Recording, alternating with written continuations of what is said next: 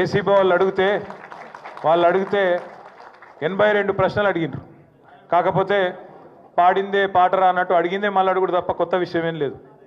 వాళ్ళకి ఏంటంటే పాపం రేవంత్ రెడ్డి బల్మీటికి ఒక కేసు పెట్టించిండని వాళ్ళకు కూడా అర్థమైంది. వాళ్ళు కూడా ఇబ్బంది పడుతున్నారు వాస్తవం చెప్పాలంటే. ఎందుకంటే కేసుల విషయం లేదు. వీడికెళ్ళి ఫార్ములా ఈ రేస్ అనే ఒక ఈవెంట్ని హైదరాబాద్నే ఉంచాలి, కష్టపడి తెచ్చినాం ఇండియాకు మొదటిసారి భారతదేశానికి, ఇక్కడనే ఉండాలి, ఇక్కడ ఉంటేనే మన రాష్ట్రానికి పెట్టుబడులు తెచ్చుట్ల కానీ భవిష్యత్తులో ఎలక్ట్రిక్ వాహనాలకు హైదరాబాద్ను తెలంగాణను ఒక ప్రధానమైన స్థావరంగా ప్రపంచంలో తయారు చేయాలనే ఒక విజన్తో చేసిన పని తప్ప ఇలా పైసలు అవినీతి అలాంటి గలీజు పనులు రేవంత్ రెడ్డి చేస్తాడు తప్ప మేము చేయము, మాకు ఆ కర్మ పట్టలేదు అనే మాట కుండబద్దలు కొట్టినట్టు వాళ్ళకి చెప్పిన. మీరు ఎన్నిసార్లు పిలిచినా ఎన్నిసార్లు రమ్మన్నా వస్తా, నాకేం ఇబ్బంది లేదు, తప్పకుండా వస్తా, మీకు విచారణకు పూర్తిగా సహకరిస్తా అని కూడా చెప్పిన. దాంతోపాటు వారికి ఇంకొక విజ్ఞప్తి కూడా చేసిన. సరే కేసు పెట్టినరు, విచారణ చేస్తున్నారు, పర్వాలేదు, ఇట్లాంటి కేసులు ఇంకొక 100 పెట్టినా ఎదుర్కొంటాం. కానీ వాళ్ళకు ఇంకొకటి కూడా నేను చెప్పిన, మీరు మీ ప్రభుత్వం ఎన్ని కేసులు పెట్టినా ఎన్ని రకాల ప్రయత్నాలు చేసినా కేసీఆర్ గారి సైనికులుగా మేము మాత్రం ఖచ్చితంగా ఈ సంవత్సరం మొత్తం ప్రజా సమస్యల గురించే మాట్లాడతాం, ప్రజల గురించే మాట్లాడతాం. మీరు ఎత్తగొట్టిన రైతు భరోసా గురించి మాట్లాడతాం, మీరు ఈయని 4000 పెన్షన్ గురించి మాట్లాడతాం, మీరు ఇస్తానని చెప్పి మోసం చేసిన మహాలక్ష్మి 2500 రూపాయల గురించి మాట్లాడతాం, మీరు ఇస్తానని మోసం చేసిన 2 లక్షల ఉద్యోగాలు మా పిల్లల గురించి మాట్లాడతాం. ఖచ్చితంగా ప్రతి సమస్యను 6 గ్యారంటీలు 420 హామీలు ఏ ఒక్కటి ఇడిచిపెట్టకుండా మాట్లాడతాం. నువ్వు ఇటువంటి కేసులు 100 పెట్టుకో, వదిలిపెట్టమని చెప్పిన. సరే కేసు లేదు పీసు లేదు, నిజంగా చెప్పాలంటే మొన్న చెప్పినా మళ్ళీ చెప్తున్నా, ఇది ఒక లొట్ట పీసు కేసు మాత్రమే, ఇంట్లో ఏమీ లేదు. వీడికెళ్ళి పైసా పోయింది, ఆడ పైసా ఉన్నది. ఇక అవినీతి ఎక్కడ జరిగిందిరా అంటే వాళ్ళు ఒక్కొక్కరు నీళ్ళు మింగుతున్నారు. అందుకే అడుగుతున్నా నేను రేవంత్ రెడ్డి గారిని, నీకు పైశాచికానందం ఉంది, అర్జెంటుగా నేను జైలుకు పోయినా కాబట్టి అందరినీ జైలుకు పంపాలి అని నీకు ఆనందం, నేనేమో విదేశాలు తిరిగి పెట్టుబడులు తెచ్చినా కాబట్టి నాకేమో విదేశాల స్థాయిలో మన రాష్ట్రం మన దేశం డెవలప్ కావాలని నాకుంది. నీకు మాకు తేడా అది. ప్రపంచ పటంలో హైదరాబాద్ను పెట్టాలి, తెలంగాణను పెట్టాలన్నది మా నాయకుడు కేసీఆర్ కమిట్మెంటు, మా కమిట్మెంటు.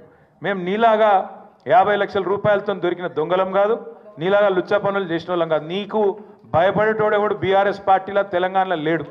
మీరు చూస్తుండ్రు, నేను చెప్పుడు కాదు, మీరు చూస్తుండ్రు. రాష్ట్రంలో ఎవడు కూడా రేవంత్ రెడ్డిని ముఖ్యమంత్రి కిందనే చూస్తలేడు. మీరు ఇక అంటే మళ్ళీ ఇంకొని కేసు పెడతాడు, వాని లోపలెత్తాడు. నేను అనా ఆయన ఎవరో మర్చిపోయిండు పేరు అని నేను అనా. ఎందుకన్నా అంటే నిన్ను ఎవడు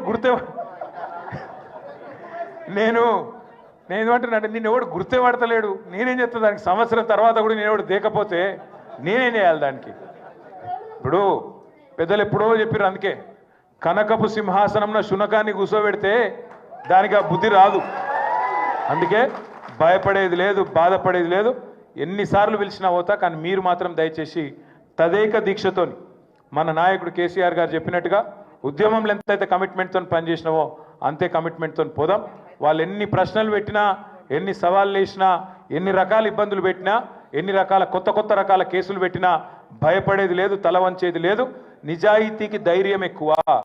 వాడు ఎవడు ఏమనుకున్నా సరే ఇది లొట్ట పీస్ కేసే, వీడు ఒక లొట్ట పీసు ముఖ్యమంత్రి, బరాబర్ కొట్లాడదాం, గట్టిగా ముందుకోదాం.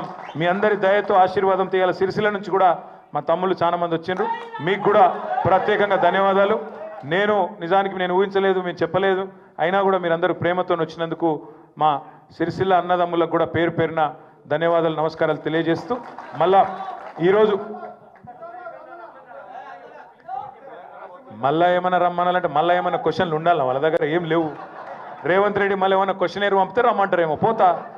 రేవంత్ రెడ్డి ప్రశ్నలు పంపుతాడు, మళ్ళా పోతా, మళ్ళా చెప్తా, మళ్ళా చెప్పొస్తా. రేవంత్ రెడ్డి ఒక లుచ్చగాడు, దొంగ, ఆయన లెక్క మేము లుచ్చ పనులు చేయమని చెప్తా, పక్కా చెప్తా. ఇంతేనా? జర ఆగురా పోయి. దేనికి సంబంధించా? లేని అవినీతిని పట్టుకుందామంటే ఆడికెళ్ళి దొరుకుతుంది. లేని అవినీతి గురించి లొట్టపీస్ కేసుల పాపం ఎత్తుకుతా ఉన్నారు వాళ్ళు. నేతి బీరకాయలు ఎంత నెయ్యి ఉంటుందో, ఇక మీకు తెలుసు మైసూరు బోండాలు ఎంత మైసూరు ఉంటుందో, ఇంట్లో కూడా గంతే ఉంది. అందుకే నేను చెప్పిన వాళ్ళకి, మీరు ఒక వైల్డ్ గూస్ చేజ్ అంటారు ఇంగ్లీష్లో, ఆ గన్లు ఉన్నారు, మీరు కేసు లేదు తొక్కలేదు, ఇలా ఏముందా అని నేనే చెప్పిన వాళ్ళకు. ఏముంది, ఏం అడుగుతారు మీరు? వాళ్ళు ఏమంటారంటే ఫైర్ ఇళ్ళకెళ్ళి అందులోకి పోయింది నీకు ఎరికేనా, అందులోకెళ్ళి ఇళ్ళకి పోయింది నీకు ఎరికేనా? నేను చెప్పిన ఒక మంత్రిగా, తెలంగాణ బాగుని కోరే ఒక వ్యక్తిగా నేను నిబద్ధతగా మా రాష్ట్రం కోసం మా హైదరాబాద్ బ్రాండ్ ఇమేజ్ పెంచేందుకు తప్పకుండా ఈ రేస్ ఇక్కడ ఉండాలని నిర్ణయం తీసుకున్నా. ఒక్క పైసా అవినీతి కానీ ఒక చిన్న తప్పు కానీ మేము చేయలేదు.